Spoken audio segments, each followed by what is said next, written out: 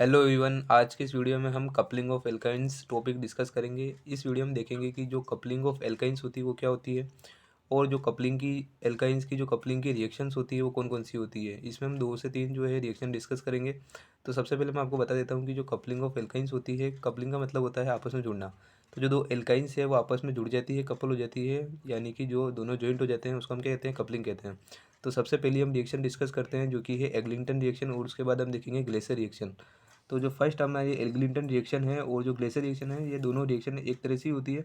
Difference जो होता है इसमें कुछ इस तरह से होता है कि जो एग्लिंटन रिएक्शन होती है उसमें क्यूप्रिक सोल्ट लेते हैं, और जो ग्लेशियर रिएक्शन होती है उसके अंदर हम क्यूप्रस क्यूप्रस सोल्ट लेते हैं। ठीक है, तो यहाँ पे हम देख लेते हैं कि जो ये एल्काइन है उसके 2 मोल हमने लिए हैं, और अगर हम इसको क्यूप्रिक सोल्ट की प्रेजेंट में करवाते हैं, और जो हमारा बेस है उसका मीडियम हमने यहाँ पे क्या ले रखा है, पिरिडिन ले रखा है। ठीक है, तो जो रिएक्शन होगी और जो एल्काइन बनेगी, ठीक है, डाई आइन बनती है इसके अंदर। ठीक है, तो इस रिएक्शन को हम कहते हैं एग्लिंटन रिएक्शन।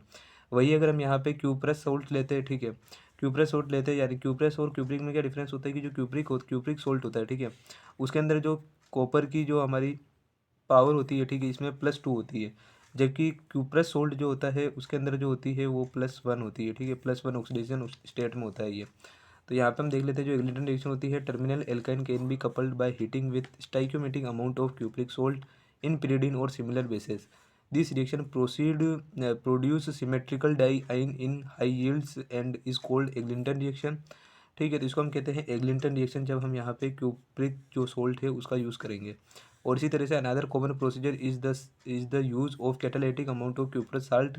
ठीक है, यहाँ पे हमने क्या लिया, क्यूप्रस सॉल्ट लिया है इन प्रेजेंस ऑफ अमोनिया और अमोनियम क्लोराइड, और इसमें एटमॉस्फेरिक ऑक्सीजन और से some other oxidising agent for example permanganate और H2O2 is required in this method. ठीक है, तो इसके अंदर हमको ध्यान रखना है कि जो हमारी ग्लेशियर रिएक्शन है, ग्लेशियर रिएक्शन के अंदर यहाँ पे क्यूप्रस सॉल्ट होना चाहिए, और साथ ही साथ इसमें क्या होना चाहिए, प्रेजेंस ऑफ अमोनिया या फिर अमोनियम क्लोराइड होना चाहिए। ठीक है, तो ये अमोनिया या फिर अमोनियम क्लोराइड में जो होगी रिएक्शन होगी, और यहाँ पे एटमॉस्फेरिक ऑक्सीजन ऑक्सीडाइजिंग एजेंट के रूप में या फिर कोई दूसरे एजेंट जैसे कि परमैंगनेट हो गए या फिर H2O2 हो गए, ये रिक्वायर्ड होते हैं। ठीक है, इसको हम कहते हैं ग्लेशियर रिएक्शन। और इसी यहाँ पे हम क्या लिख सकते हैं, इसकी जगह यहाँ पे हम क्यूप्रस सोल्ट लिख सकते हैं, और यहाँ पे हम लिख सकते हैं अमोनिया या फिर अमोनियम क्लोराइड। ठीक है, तो ये रिएक्शन जो होगी ग्लेशियर रिएक्शन। इसी तरह एक और रिएक्शन होती है जो अनसिमेट्रिकल डाई आइंस को प्रिपेयर करने के काम में आती है। ठीक है, तो unsymmetrical diyne can be prepared by Cadiot Chodkiewicz reaction. ठीक है, इसको हम कहते हैं केडियट चोडकीविच कपलिंग। इसका जो मैकेनिज्म है ये फुल्ली अंडरस्टूड नहीं है, तो और इसकी रिएक्शन किस टाइप से है, तो इसकी रिएक्शन में क्या होता है कि एक जो हमारी ये एल्काइन है, ठीक है, एक दूसरी एल्काइन है जिसमें जो एल्किल ग्रुप है ये इससे डिफरेंट है। ठीक है, और यहाँ पे जो क्या है, ये एल्काइल ब्रोमाइड है। ठीक है, एल्काइल ब्रोमाइड या फिर आप हेलाइड ले सकते हो।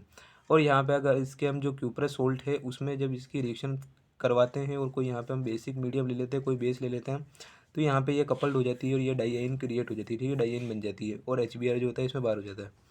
और जब मैकेनिज्म देखते हैं एग्लिटन और ग्लेशियर रिएक्शन का, दोनों रिएक्शन जो है एक ही तरह के मैकेनिज्म से संपन्न होती है।